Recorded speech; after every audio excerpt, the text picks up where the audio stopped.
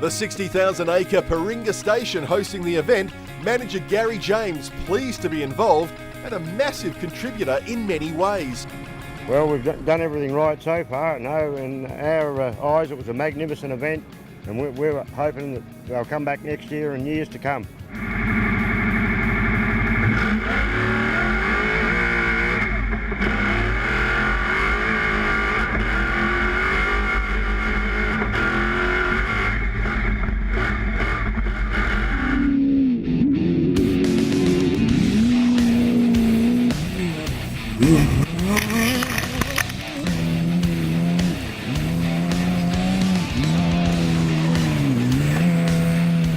For the crews chasing outright honours, 2 laps remain, 150 testing kilometres. Again, good starts for the top 10 runners, Andy Ryan and solo man Brad Chasemore, both drivers very quick in these conditions. However, that the only good news. Ryan out on the next lap with CV failure, and the number 10 Chasemore machine also 1 lap shy of the finish. Andy Brown's good run coming to a halt, not able to complete lap 3 after losing a wheel off the 45 car. On a good pace for the morning laps, Mark Burrows would have to yield his push for a podium spot, a puncture on the lap out of service, costing heavily.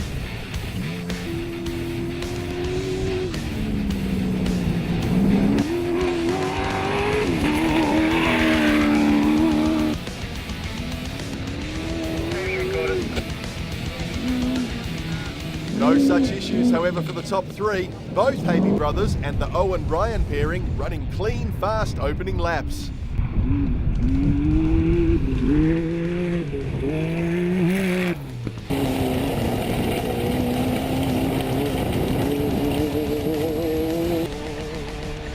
On board with Daniel and Emma Lamb, the South Australian duo doing what many could not. All laps completed. 10th outright their reward.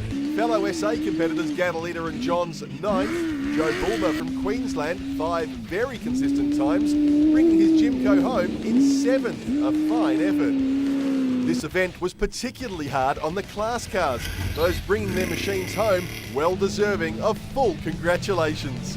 Kerry and Brianna Turley, a monster job, top points for the extreme 4-wheel drive class. Reg Owen and the Mahos Nava entry 2nd and 3rd respectively. Performance 2-wheel drive ace Bernie Clossy another on top on this brand new course. Full distance and maximum points, Hardy and Weinert 2nd. This Paringa Desert track perhaps the toughest on the smaller engine Super 1650 class. For Brett Price, a brilliant effort. Full race distance completed, consistent across the weekend, the top placed silverware for his effort. The number 209 of the Fitzgeralds, the only other in this class with all laps under their belt, and 2nd place. The Toyota-powered Tickners grabbing 3rd.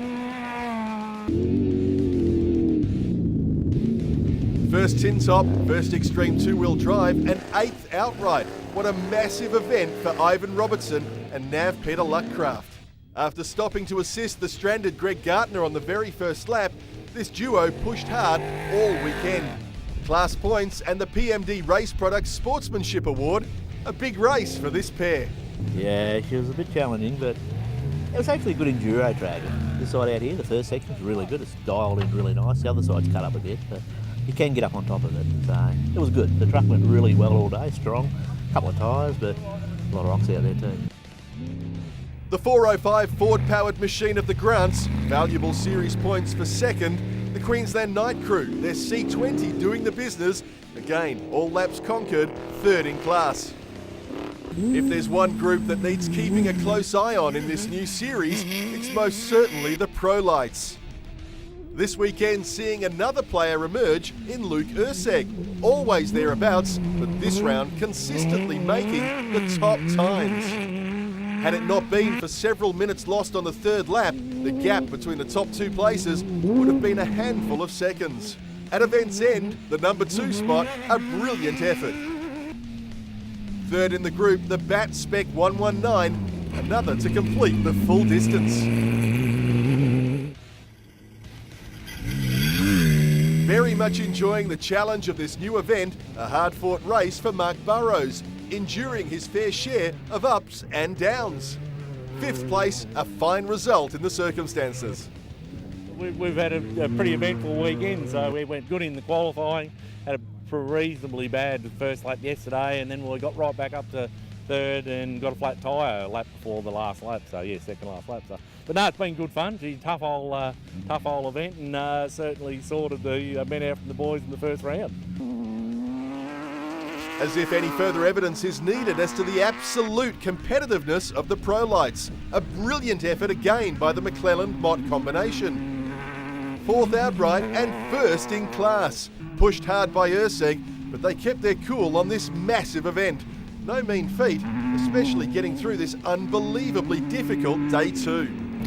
It was a tough day, probably one of the toughest days I've ever done in a car, I think, but it was a challenge. It was probably more of a challenge for me than the car, but we both got through.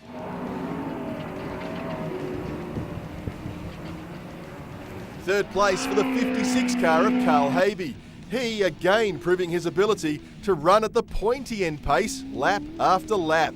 An extremely good couple of days' work by this crew. Yeah, thank you for that.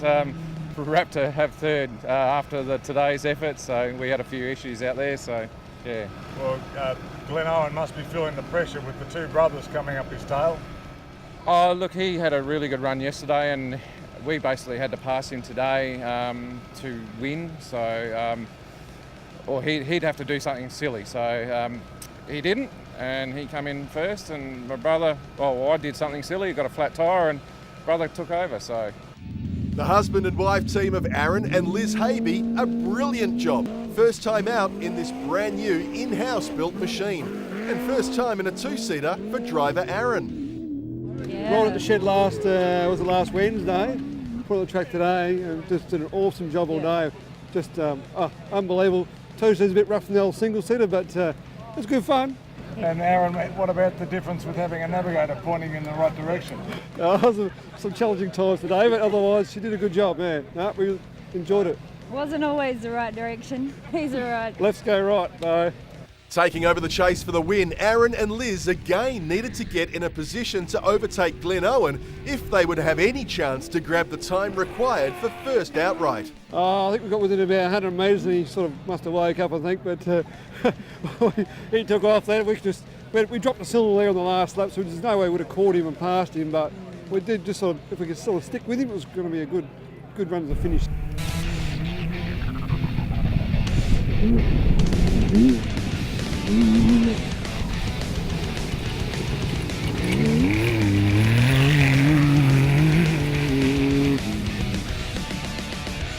For the winners, Glenn Owen and Matt Ryan, an excellent start to their series challenge. This opening round super hard and requiring exactly the right pace, as well as a precise race strategy. Probably one of the toughest tracks I've driven on for a long time. Very, very challenging, and yeah, you just got to drive the whole 75k loop. There's no rest at all out there.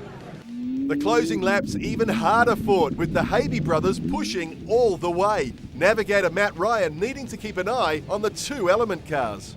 It was a tough event, and yeah, but it's good to be there. The boys, they pushed us the whole way. Every time we looked in the mirrors, there was lights there. So yeah, they made us work, but it was good. Really happy.